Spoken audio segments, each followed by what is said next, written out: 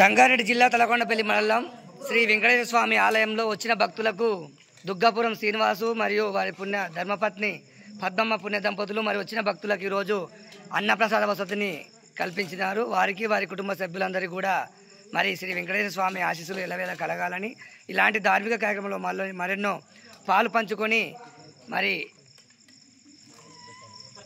భగవంతుని ఆశీస్సులు పొందాలని కోరుకుంటున్నాం. జై శ్రీరామ్.